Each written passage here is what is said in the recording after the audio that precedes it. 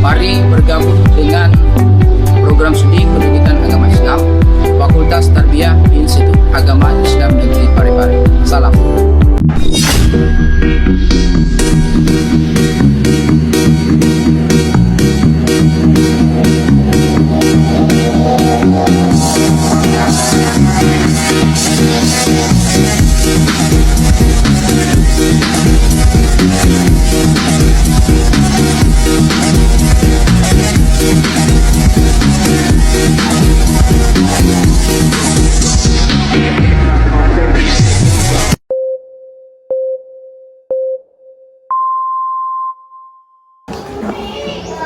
Baik, bismillahirrahmanirrahim. Assalamualaikum warahmatullahi wabarakatuh.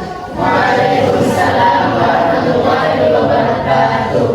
Nah, baik adik-adik, pasti di sini banyak yang bertanya-tanya, apa ini Nabi bikin ke sini dan apa tujuannya? Nah, kedatangan kami ke sini itu untuk melakukan simulasi mengajar atau simulasi menjadi seorang guru, di mana nantinya kami akan menjadi seorang pendidik atau guru, insya Allah. Nah, kami diberi tugas oleh mata kuliah SKI, di mana kami disuruh langsung untuk turun ke sekolah-sekolah untuk mengajar. Nah, sebelum kita memasuki materi ajaran, alangkah baiknya kita perkenalkan nama dulu dari kakak-kakak di samping saya. Perkenalkan, nama saya Aulia Nisa, akrab disapa Aulia. Saya dari program studi pendidikan agama Islam dan saya dari Institut Agama Islam Negeri Parepare. Baik, assalamualaikum warahmatullahi wabarakatuh. Waalaikumsalam warahmatullahi wabarakatuh. Langsung saja perkenalkan, nama saya Nur Aftika, akrab disapa Afrika. Nah, saya dari Fakultas Tarbiyah, Prodi Pendidikan Agama Islam.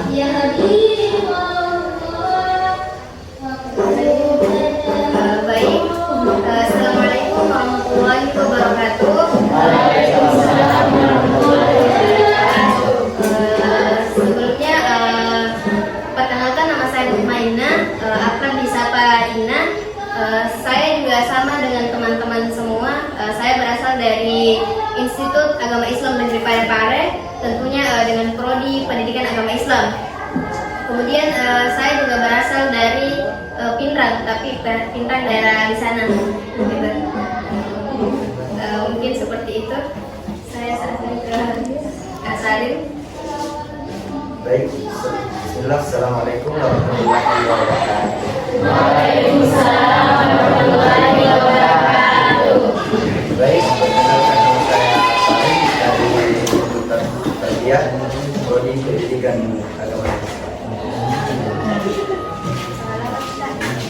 Untuk alamat dari Toraja.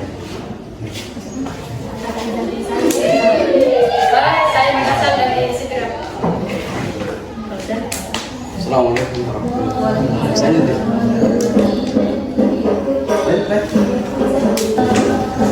Baik, seperti yang kata pepatah, perkenalkan saya berkata cinta. Jadi, kami persilakan kepada adik-adik sekalian untuk mengenalkan diri terlebih dahulu sebelum memulai memasuki materi pengajaran. Baik, saya persilakan dari sebelah kanan terlebih dahulu.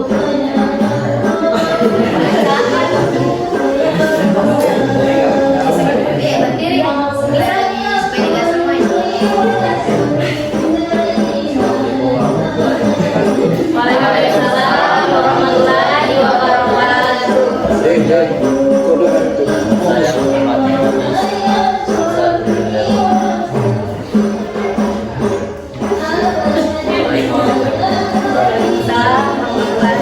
Perkenalkan, nama saya Muhammad Alif Azam Nasari, akrab dipanggil Alif. Saya alumni dari Universitas Lilero. Saya di Sibutu Berkuber.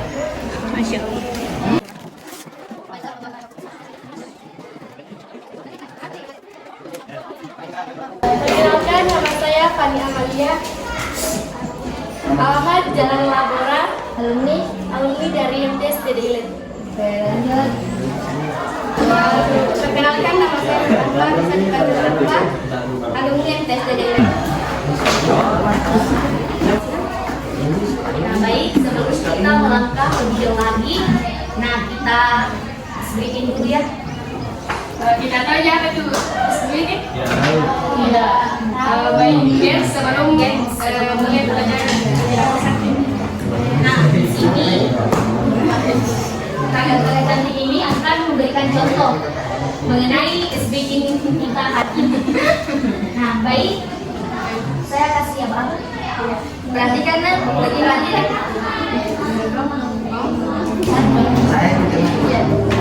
Baik, menjauh, mendekat, menjauh, mendekat, tangkap. Dipahami semua punya ini sudah dipikir. Jadi yang di tengah itu yang tangannya itu di tengah, udah bergerak yang di luar sih. Oke, dimulai saja banyak sama. Di sini tuh relasi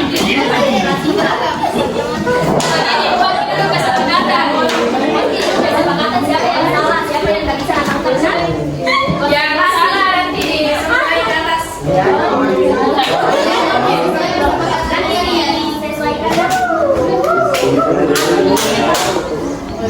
Kalian punya lagi.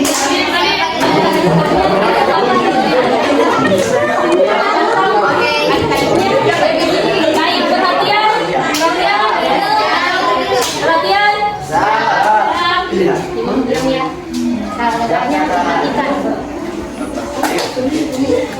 Di sini yang tangkap bagian kanan. Oke?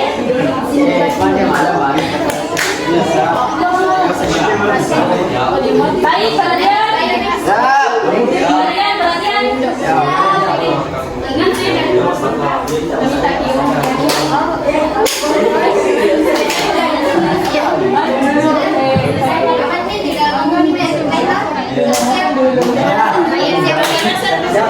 Ya, pemanasan. Pemanasan nah. Tadi dulu, tadi. Perhatian. Menjauh, mendekat, menjauh, mendekat, tangkap. Oke.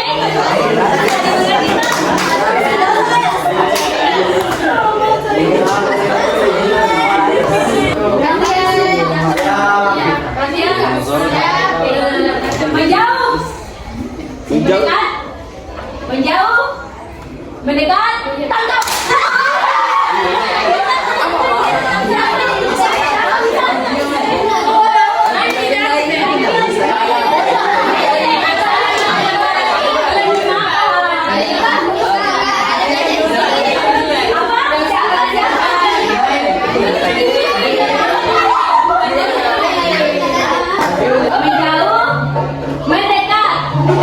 Menjauh, tangkap.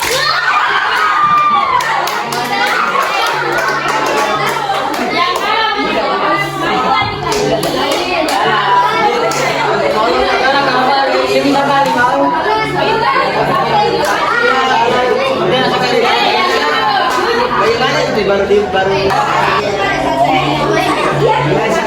sebentar sih.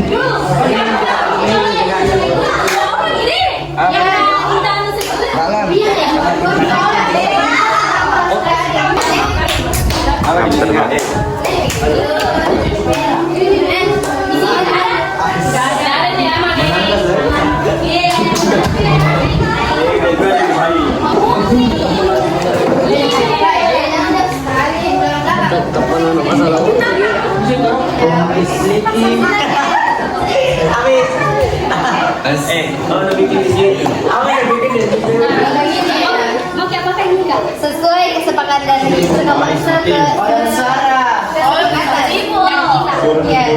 Bakatnya ada nggak? apa yang paling banyak? Siapa yang mau pilih menyanyi? Yang sudah. Satu belakang.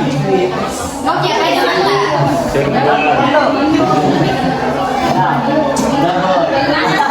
Atau mau kembali teman-teman?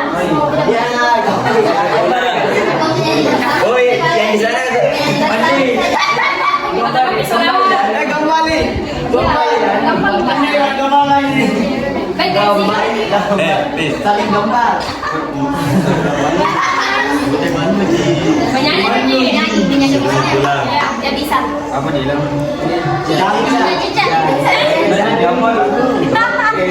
Oh, balon 5 balon ini itu Bukan,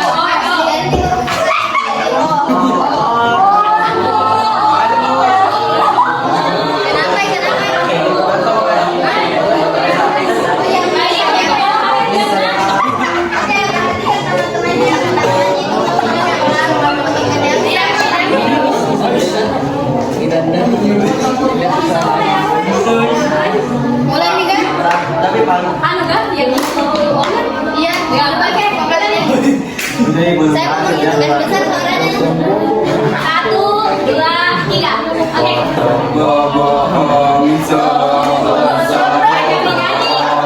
Sendirian.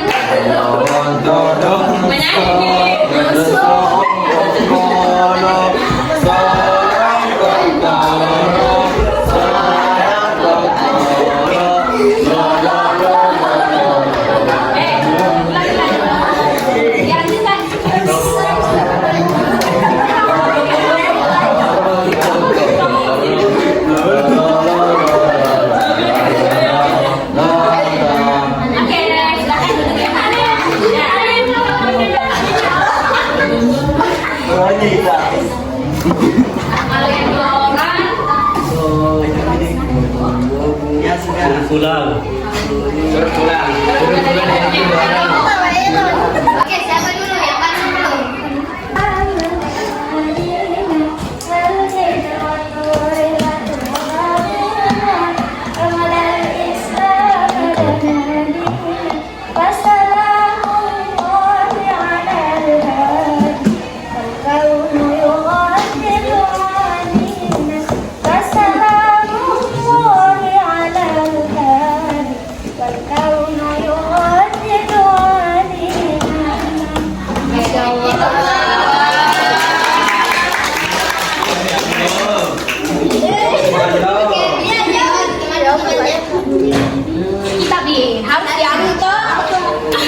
Yang itu tadi bisa nggak?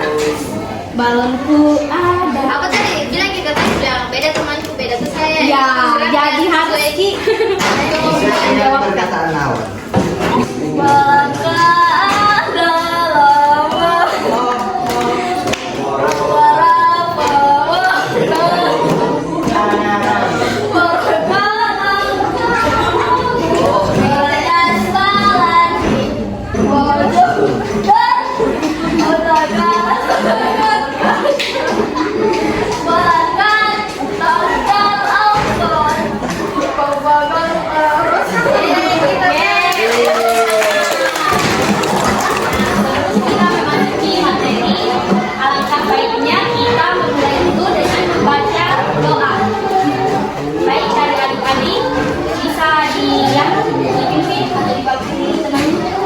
Doa dimulai.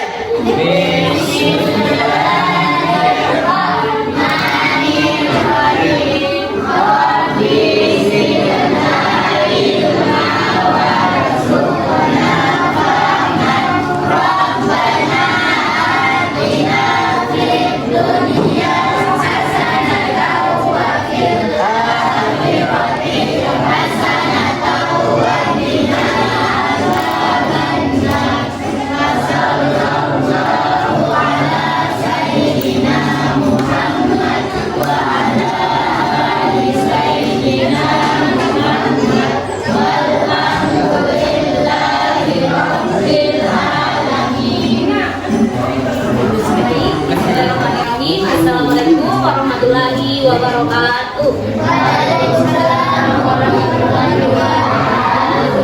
Nah, adik-adik, di sini kami itu menjelaskan mengenai periode Khulafaur Rasyidin dan proses pemilihan dan kepemimpinan. Nah, materi yang saya ambil yaitu proses pemilihan Khulafaur Rasyidin. Nah, di sini Nabi Muhammad SAW tidak langsung mengajarkan bagaimana proses memilih pemimpin setelah beliau wafat. Jadi, umat Islam diberi kebebasan untuk melakukan atau mengambil bagaimana cara memilih pemimpin yang baik. Nah, di sini sejarah pengangkatan Khulafaur Rasyidin itu memberikan pengajaran penting dan berharga bagi umat Islam dalam memilih pemimpin. Nah, setelah wafatnya Nabi Muhammad pada tahun 632 Masehi, umat Islam menghadapi tantangan yang paling berat, di mana umat Islam saat itu harus memilih pemimpin yang mampu menjaga stabilitas dan mampu melanjutkan misi berdakwah. Nah, di sini pentingnya proses pemilihan pemimpin yang baru sesuai dengan prinsip Islam atau agama kita.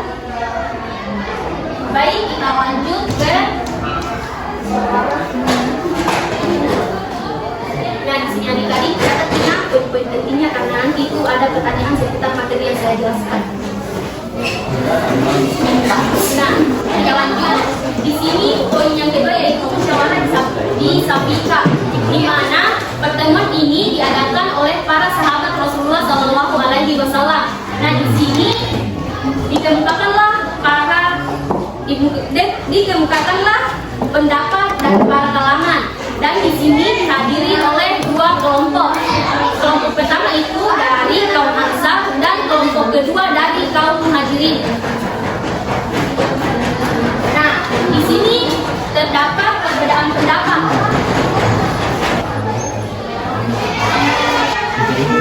Nah, adik-adik, di sini itu terdapat perbedaan pendapat antara kaum Ansar dan kaum Muhajirin, di mana kaum Ansar itu mengusulkan Sa'ad bin Ubadah sebagai pemimpin yang melanjutkan misi dakwah dari Nabi. Nah, di kaum Muhajirin itu memilih Abu Bakar As-Siddiq sebagai pengganti dari Rasulullah Shallallahu Alaihi Wasallam. Nah, disinilah terjadi proses musyawarah yang mencerminkan prinsip syura atau musyawarah dalam Islam. Adik-adik dilihat itu tadi penjelasannya. Nah, di sini kita lanjut ke poin pertama, yaitu Khalifah Abu Bakar As-Siddiq. Nah, di sini muncul pertanyaan, kenapa Abu Bakar As-Siddiq dijadikan khalifah pertama dan siapa yang menang dari perdebatan antara kaum Ansar dan kaum Muhajirin tadi? Kita lanjut. Di sini semasa hidupnya Nabi Muhammad tidak pernah menitipkan pesan siapa yang akan menggantikan beliau ketika beliau wafat nantinya. Jadi sepeninggal beliau terjadilah beberapa perselisihan ketika proses pengangkatan khalifah, khususnya antara kaum Muhajirin dan Ansar. Nah, seperti yang kita tahu,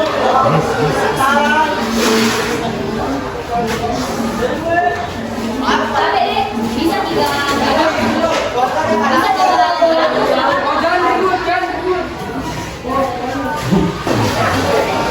Nah, kita lanjut. Di sini kan seperti yang kita ketahui bahwa kaum Ansar mengusulkan nama Sa'ad bin Ubadah sebagai pemimpin. Nah, dari kaum Muhajirin mengusulkan Abu Bakar As-Siddiq. Namun, di sini Abu Bakar mengusulkan Umar bin Khattab dan Abu Ubaidah. Nah, di sini juga Abu Bakar As-Siddiq menegaskan bahwa kaum Muhajirin diistimewakan oleh Allah. Kenapa demikian? Karena kaum Muhajirinlah yang awal mulanya Islam berkembang, yaitu mempercayai bahwa Nabi adalah Rasul.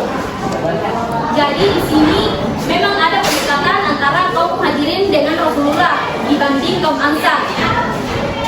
Nah, inilah alasan sehingga di sini kaum Muhajirin yang menang dalam perdebatan tersebut.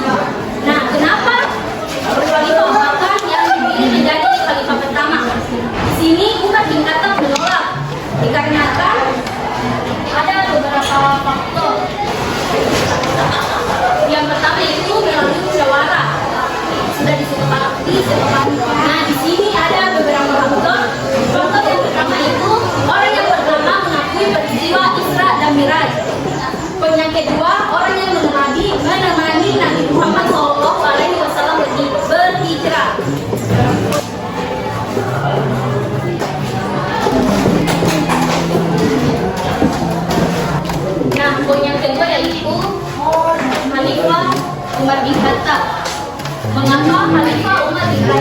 diangkat menjadi khalifah kedua setelah meninggalnya Khalifah Abu Bakar As-Siddiq.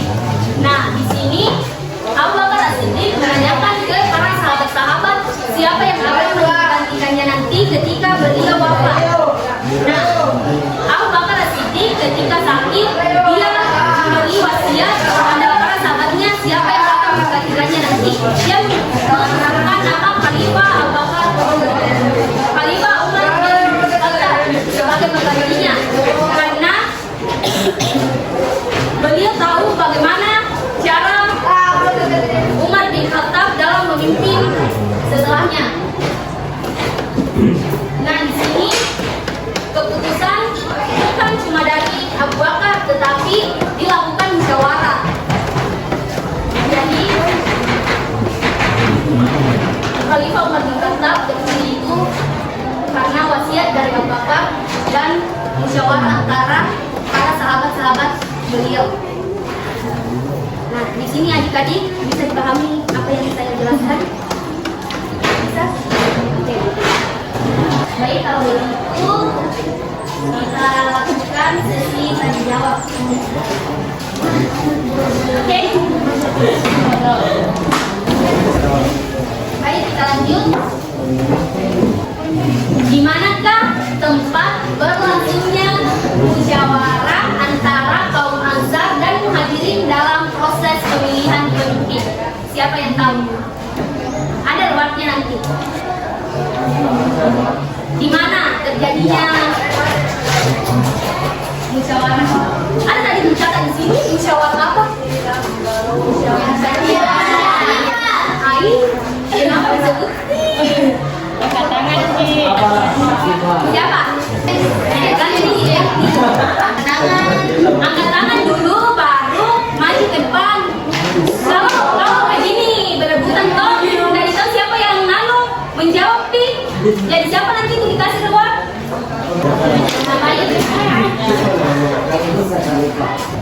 Siapa nama yang diusulkan dari kaum Ansar? Oke, maju yang di belakang. Anjay.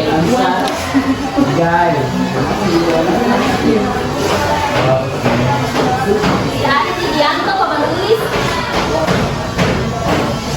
Betul kan? Iya. Salah. Apa? Cocok nih? Siapa yang salah? Baik, yang tadi di atas itu. Oh, dua orang.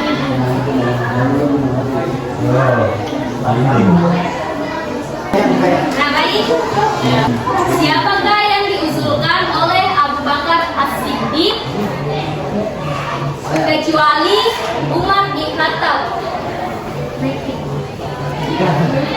Nama-nama diusul. Sama nama ibumu. Hah? Betul tidak ini? Wah, sudah dicatat sih.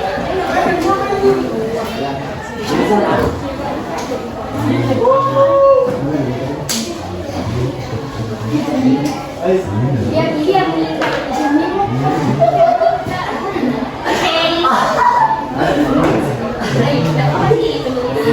Baik adik-adik, itulah tadi materi yang sempat saya sampaikan. Jika ada kesalahan kata mohon dimaafkan. Wassalamualaikum warahmatullahi wabarakatuh. Baik, saya persilahkan kepada Saudara Sarif untuk menjelaskan materi kedua. Lanjutan dari khalifah-khalifah di atas. Saya persilahkan dengan hormat.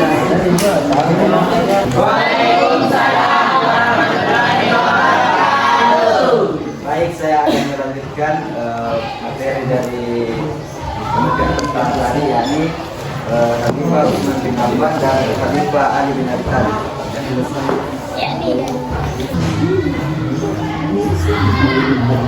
Baik, dari masa pemerintahan Khalifah Utsman bin Affan itu dimulai dari 640 tahun sampai dengan 656 Masehi. Nah, jadi setelah Khalifah Umar bin Khattab.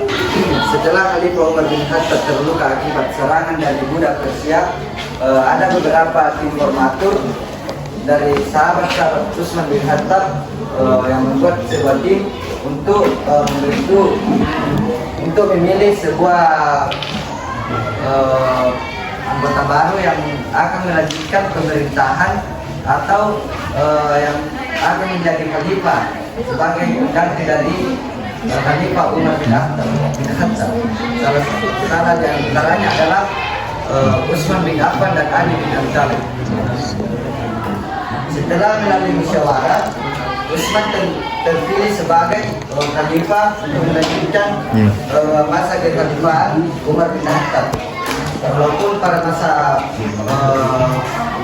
musyawarah ada terjadi sedikit perbedaan pendapat. Kemudian pencapaian Utsman bin Affan. Pada masa Utsman bin Affan, salah satu pencapaian utama yang dicapai oleh beliau adalah pembukuan Al-Quran. Karena pada saat itu adanya perbedaan bacaan Al-Quran di berbagai wilayah. Dengan mushaf atau modifikasi Al-Quran, dan pada masa Utsman bin Affan ini seseorang bisa memperdomani Al-Quran agar tidak terjadi penyimpangan terhadap Al-Quran atau bisa seragam. Kemudian pada masa pemerintahan Utsman bin Affan,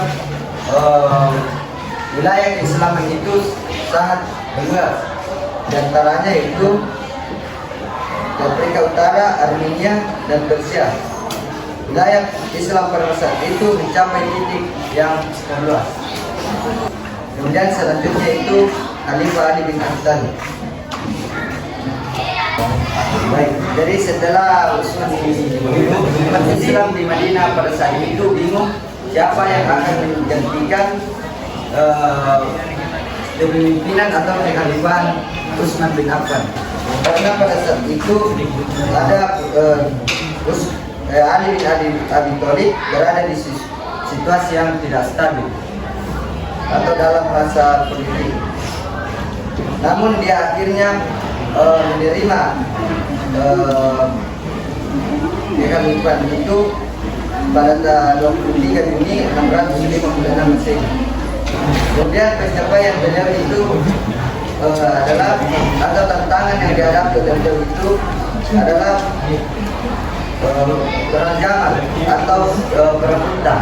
Salah satu tantangannya yang dihadapi oleh Ali bin Abi Thalib pada saat itu adalah perang Jamal yang dipimpin oleh Aisyah, Talha, dan Zubair. Mereka menuntut atas kematian Utsman bin Affan. Perang ini dikenal dengan perang Mu'tah karena pada saat itu Aisyah berada di atas unta melihat peperangan yang sedang berlangsung, dan Ali bin Abi Thalib berhasil memenangkan peperangan pada saat itu. Baik, sampai ke sini dipaham aja adik. Betulan sih. Paham betulan juga. Nanti ada disuruh simpulkan itu. Apa? Apakah ada pertanyaan dari adik? Bisa bertanya nak? Bisa bertanya. Oh iya. Silakan. Apa tadi perang unta sama perang apa? Perang Jamal atau disebut Jamal. perang Mu'tah. Oke. Perang Jamal. Ya, perang Mu'tah. Masih ada nggak pertanyaan? Silakan. Kemudian yang memimpin pada saat itu Aisyah, Talha, dan Zubair. Yang memimpin pada saat itu Aisyah, Talha, dan Zubair. Talha dan Zubair.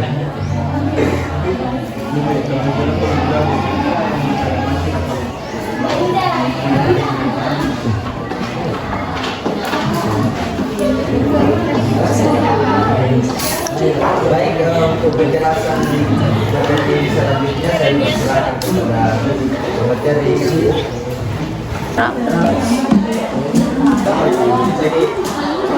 Nah, baik tadi itulah tadi penjelasan materi dari saudari Kak Sari. Nah, di sini akan dilanjutkan oleh Kak Aulia. sebagai pemateri ketiga. Saya persilahkan dengan hormat.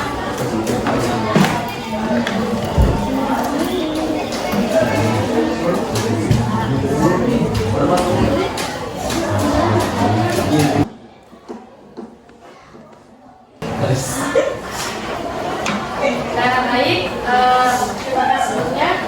Nah, tadi telah dijelaskan itu proses pemilihan kelompok presiden yang disampaikan tadi. Nah, sekarang saya melanjutkannya yaitu periode kepemimpinan kelompok presiden.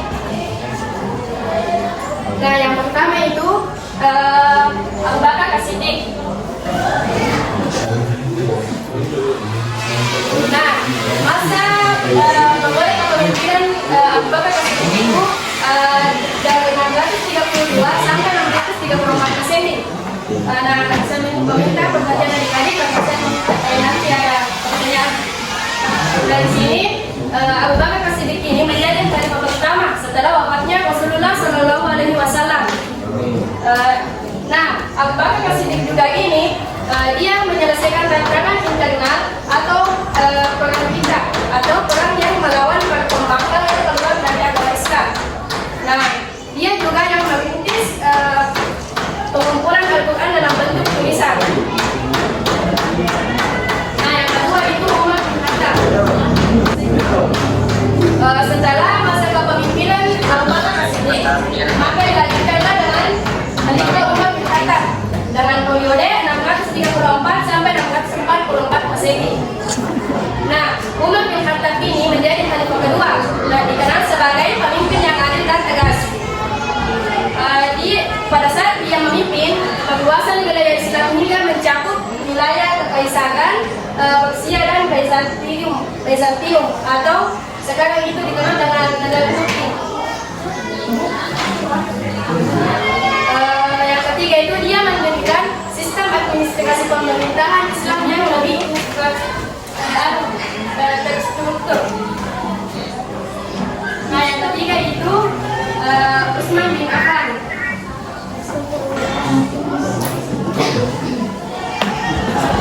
Nah, pada saat ini Utsman bin Affan menjadi khalifah ketiga setelah Umar bin Khattab.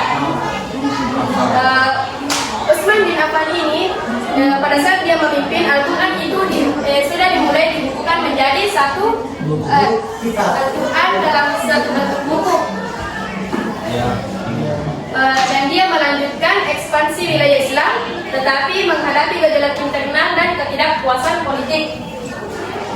Nah, yang ketiga itu Utsman bin Affan ini dibunuh oleh para pemberontak yang menyebabkan awal dari konflik politik di kalangan umat Islam. Nah, yang terakhir Ali bin Abi Thalib. Dicatat kan? Dan bertanya kan nanti. Nah, setelah pemerintahan Utsman bin Affan, maka dilanjutkanlah kepada khalifah keempat yaitu Ali bin Abi Thalib. Nah, yang dimana dia memimpin dari 656 Masehi sampai 661 Masehi. Nah, pada saat dia memimpin, dia menghadapi sejumlah pemberontakan dan konflik termasuk perang Jamal dan perang Siffin. Yang kedua itu, pada saat pemerintahannya ditandai dengan ketegangan internal di kalangan umat Islam. Nah, yang terakhir, dia wafat karena dibunuh oleh seorang Khawarij.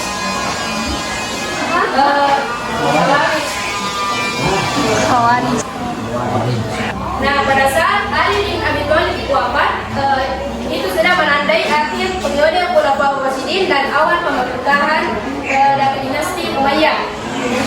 Nah, keempat Khulafaur Rasyidin ini dianggap sebagai masa pemerintahan Islam yang ideal. Kenapa?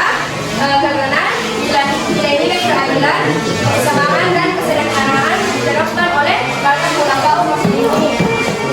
Sampai di sini ada pertanyaan?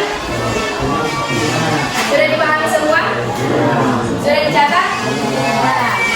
Nah, pertanyaan saya yang bisa katakan ya. Nah, pertanyaannya yang bisa angkat tangan dan maju ke depan. Iya, ada hadiahnya. Nah, dari keempat dalam kalimat tersebut, siapakah masa kepemimpinannya? Al-Quran sudah dibukukan dalam satu mushaf standar.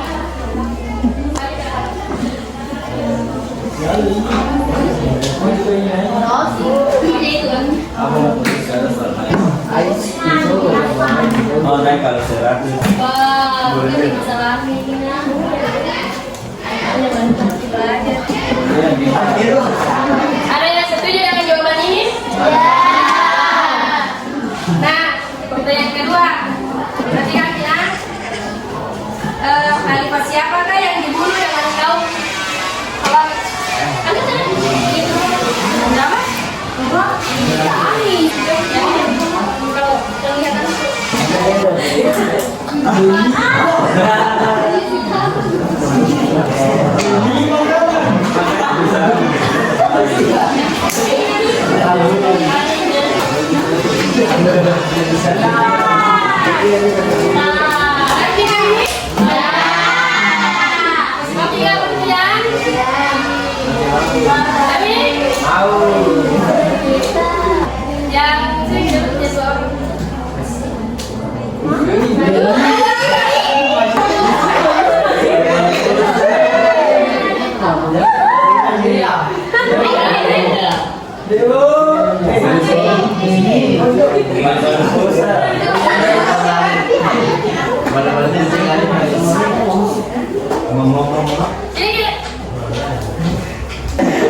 Ini kakak.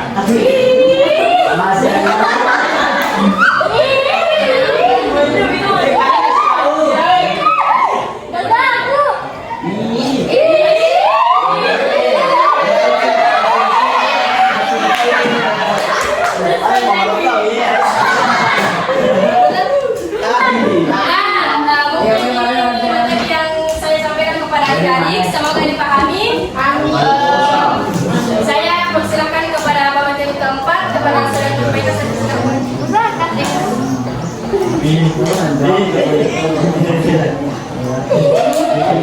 Baik, perhatian. Ya. Nah, sebelum kita lanjut ke materi keempat yang akan dijelaskan oleh Kak Mutmainah, kita bikin lagi. Bisa? Bisa. Langsung juga nah di sini berbeda ya. Beda nih, lihat ini permainannya. Oh iya iya iya.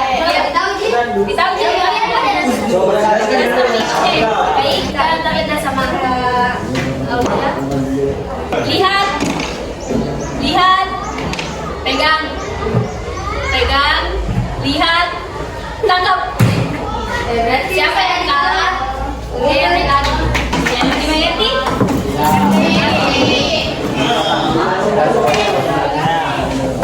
Ya, dulu deh. Silakan kepada Karina, kalian hari untuk lihat, pegang, lihat, lihat, tangkap.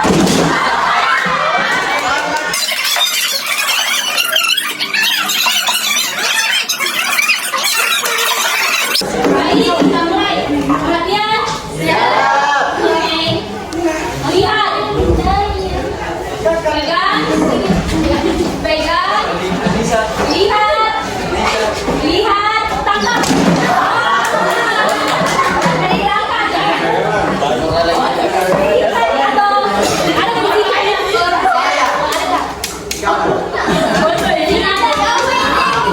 Baik, gitu ya. Lihat, lihat, pegang, pegang, lihat, lihat, pegang, pegang, pegang, lihat, pegang, lihat, lihat, pegang, pegang, lihat, tangkap.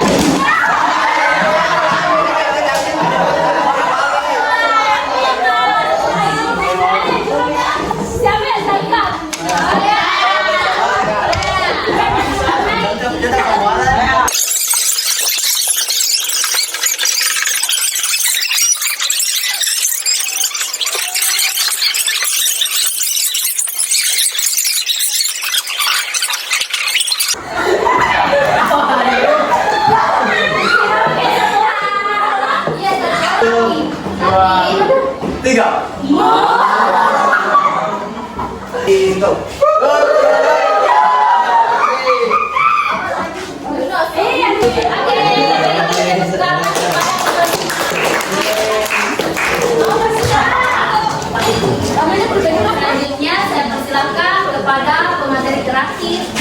untuk menjelaskan materi yang disampaikan. Saya persilakan dengan hormat Kakak Mainah.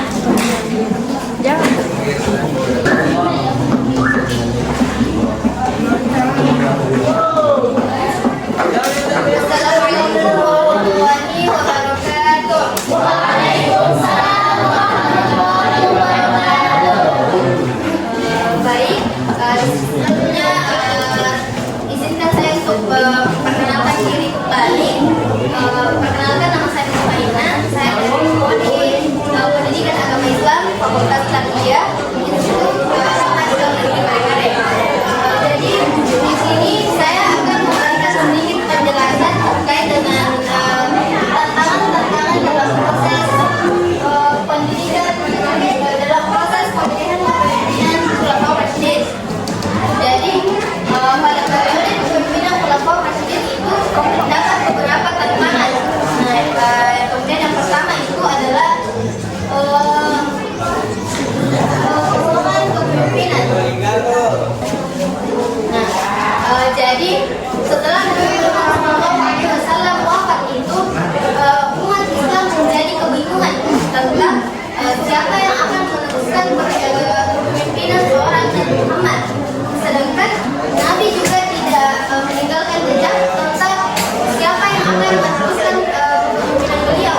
Jadi hal inilah yang membuat para sahabat Nabi menjadi terdebat karena ada beberapa itu yang berpendapat bahwa seorang pemimpin itu harus diambil dari keluarga Nabi saja. Sedangkan sementara yang lain itu juga berpendapat berbeda. Mereka mengatakan bahwa seorang pemimpin itu harus diambil berdasarkan kemampuan mereka atau ketaatan mereka terhadap ajaran Islam. Nah, inilah yang suasana inilah yang membuat suasana menjadi tegang sehingga harus cepat-cepat diselesaikan agar umat Islam itu kembali menjadi kompak dan kuat. Kemudian tantangan yang kedua itu adalah perbedaan pendapat. Sebelum saya melanjutkan pembahasan saya, adik-adik mohon saya meminta perhatiannya untuk materi saya, karena jangan sampai saya bertanya nanti ke kalian terus kalian tidak memahami apa yang saya jelaskan, karena sistem evaluasi saya itu nanti sistem tunjuk, bukan sistem berikut. Yang kedua ada perbedaan pendapat. Jadi dalam PPT dijelaskan oleh kakak-kakak sebagian itu tentang seperti misalnya ada musyawarah di Sakifah. Kemudian di sini saya ingin memberikan penjelasan mengenai tantangannya, yaitu jadi pada dalam musyawarah di Sakifah itu muncul perbedaan pendapat tentang siapa yang akan menjadi pemimpin, siapa yang layak dipilih untuk menjadi seorang pemimpin. Nah, ada beberapa itu yang memilih Abu Bakar, terutama di kalangan Muhajirin. Dia mendukung Abu Bakar, kemudian sementara yang lain itu juga memiliki calon yang berbeda. Dia itu memilih Sa'ad bin Ubadah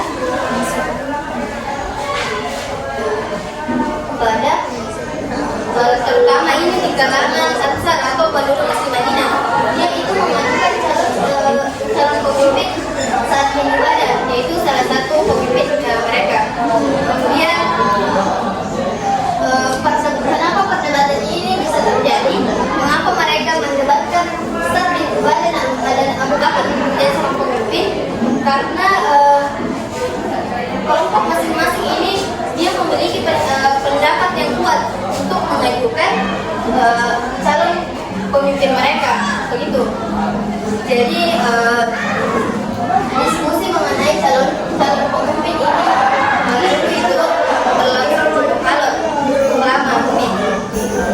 Kemudian yang ketiga itu ada legitimasi dan dukungan. Jadi tidak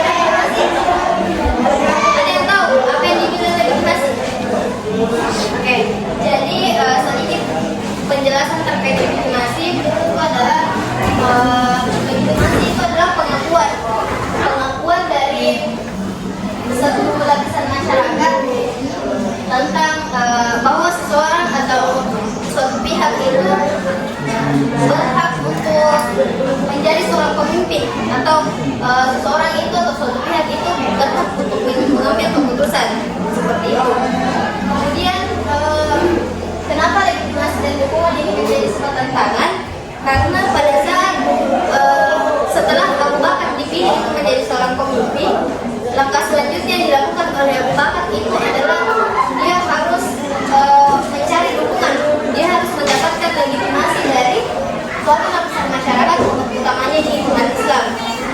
Begitu. Karena tentu kita tahu bahwa kalau tanpa dukungan dari masyarakat itu kepemimpinan seorang Abu Bakar ini bisa dipertanyakan. Kenapa? Karena tidak cukup hanya dipilih. Abu Bakar ini tidak hanya sebatas dipilih, tapi dia tetap harus mencari, dia harus membangun kepercayaan dari masyarakat agar nantinya atau utamanya ini orang-orang yang kemarin tidak memilih Abu Bakar untuk menjadi seorang pemimpin, dia harus membangun kepercayaan dari kelompok-kelompok tersebut. Nah, sehingga posisi Abu Bakar ini bisa menjadi pemimpin lebih kuat dan tidak mudah untuk digoyahkan. Ada yang tidak dipahami? Atau penjelasan saya sudah jelas nih? Jadi yang saya jelaskan itu hanya 2 poin, jadi sebentar nih. Yang keempat itu ada perang Riddah.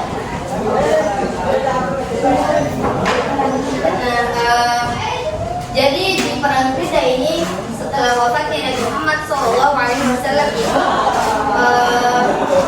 beberapa suku itu tidak, utamanya ini suku Arab, dia itu merasa sudah tidak terikat lagi dengan ajaran agama Islam. Dia merasa bahwa karena Nabi sudah tidak ada, karena Nabi sudah meninggal, jadi aturan-aturan yang sebelumnya mengenai sistem pemerintahan di Madinah itu sudah dibuat lagi, karena Nabi sudah tidak ada yang memimpin. Jadi inilah yang menjadi tantangan besar lagi bagi Abu Bakar, karena dia harus bisa mengatur bagaimana sistem wilayah baru begitu. Kemudian jadi yang di perang kita ini tadi suku Arab itu tidak mau mematuhi lagi aturan yang namanya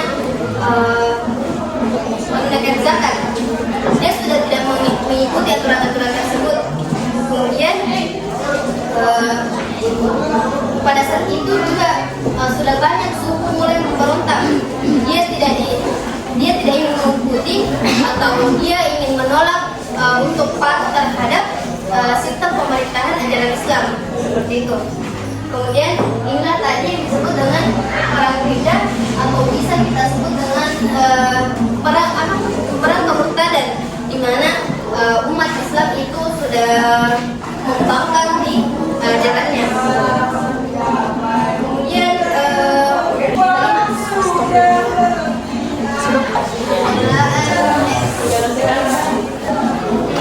pengelolaan ekspansi wilayah. Jadi saat Umar bin Khattab itu menjadi seorang khalifah, dia menggantikan Abu Bakar tadi. Kemudian wilayah kekuasaannya itu menjadi wilayah kekuasaan umat Islam itu menjadi semakin luas, dia semakin besar kawasannya. Jadi tentu inilah yang membuat Umar bin Khattab itu menjadikan tantangan besar, karena dia harus bisa mengintegrasikan seperti bahasanya, budayanya atau agamanya mungkin yang berbeda dari wilayah-wilayah baru tersebut.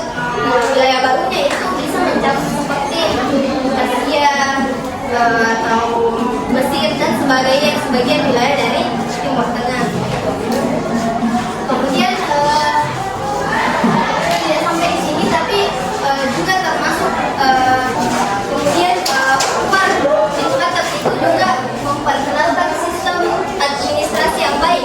Dia sudah mulai mengatur, dia melakukan pembentukan revisi keuangan, kemudian dia juga membuat sistem penelitian untuk tentara, kemudian dia juga memastikan bahwa Islam berdiri tegak. Dia memastikan bahwa Islam ini bisa diterapkan dengan hasil di wilayah terkait. Gitu. Kemudian terakhir itu ada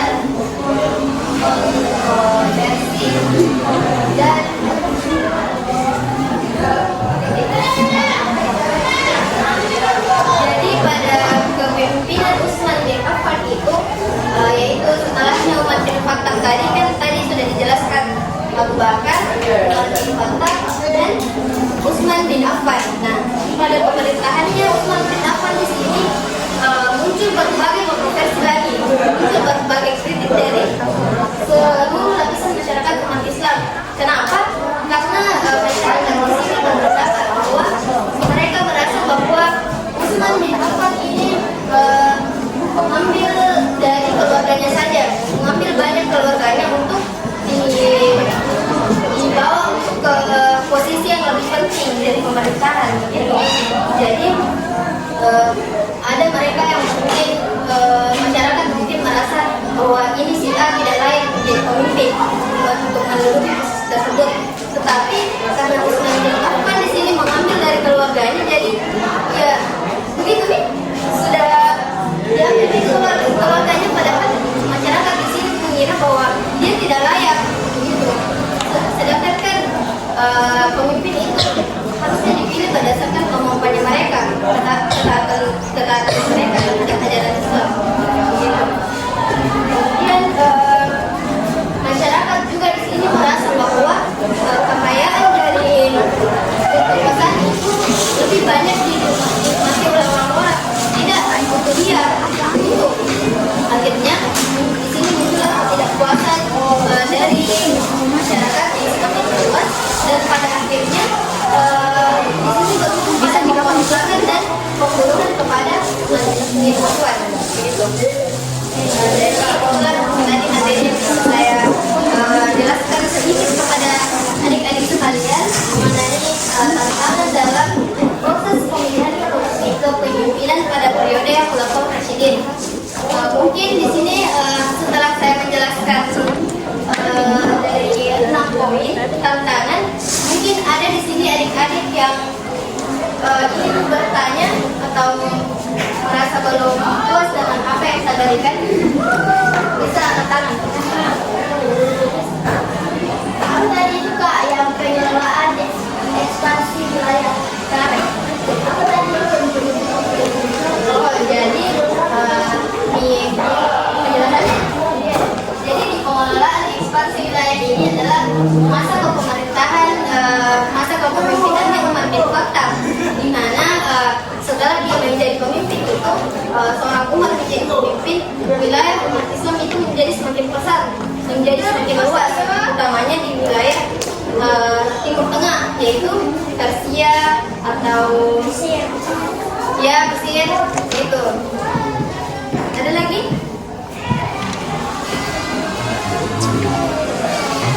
Oke.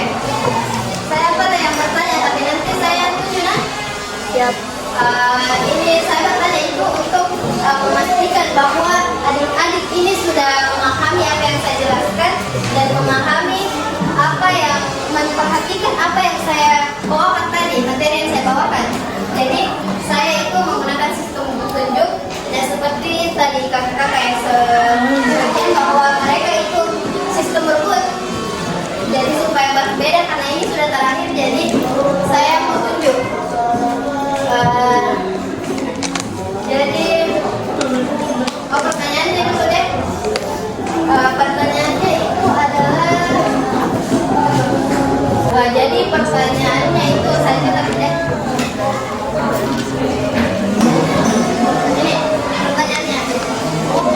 Yang bisa jawab? Kak itu yang tidak angkat tangan. Kak. Oh, kakak di belakang itu meminta untuk saya memilih dari jurusan di sini. Gampang itu nah, itu tadi ku jelaskan. Gampang itu ini tuh materi yang pertama, konsumen kepemimpinan. Kamu apa? Oh ini. Oh dari Bismillah ini. Oke, nah ini. Tunjuk. Nah ini yang kayak gini. Kita. Ini pertanyaannya. Apa yang diberikan saat beribadah untuk menjadi seorang pemimpin?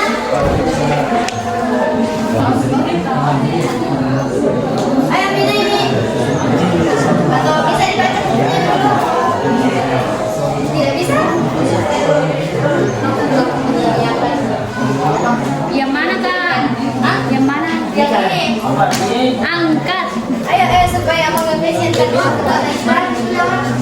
Ya. Mana dia orangnya? Mana dia orangnya?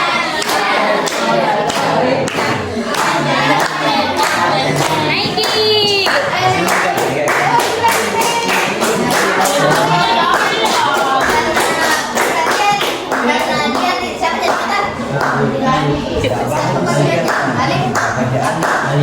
Alif, oh ya, karena Alif tidak bisa menjawab pertanyaan yang saya berikan, saya kasih temannya.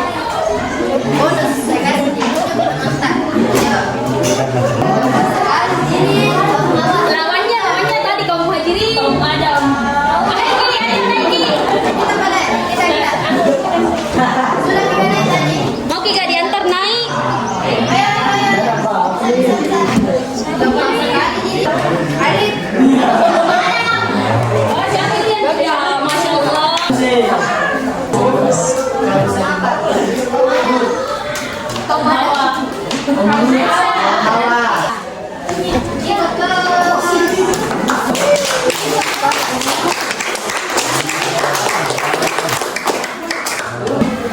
Ada kan tadi saya jelaskan mengenai pengelolaan instansi wilayah. Nah, tadi itu pada pemerintahannya umat Islam di sini wilayahnya kan wilayah Islam kan menjadi semakin besar, semakin luas. Nah, pertanyaannya saya di sini adalah wilayah termasuk wilayah apa saja kah yang berkembang pada saat itu? Seperti apa? Kan ada tadi wilayah yang saya sebutkan. Coba jawab di sini. Oh, tunjukin. Capek makanan tunjuk tidak ada. Kita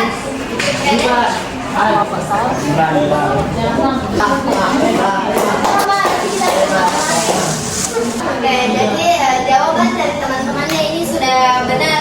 Jadi hanya akan mendapatkan reward dari saya. Kemudian inilah tadi materi yang bisa saya jelaskan. Terima kasih karena sudah memperhatikan saya untuk memberikan sedikit penjelasan terkait dengan tantangan dalam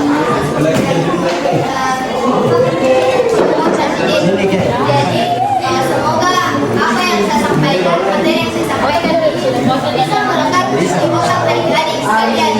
Jadi ada coretan-coretan di buku, tetapi ini juga bisa melekat di otak-otak kalian.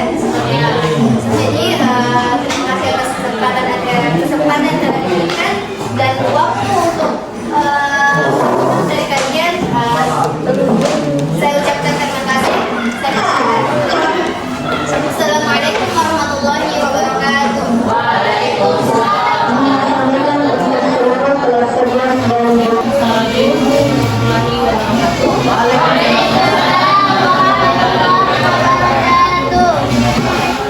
Nah, adik-adik, itulah tadi penyampaian materi dari kami.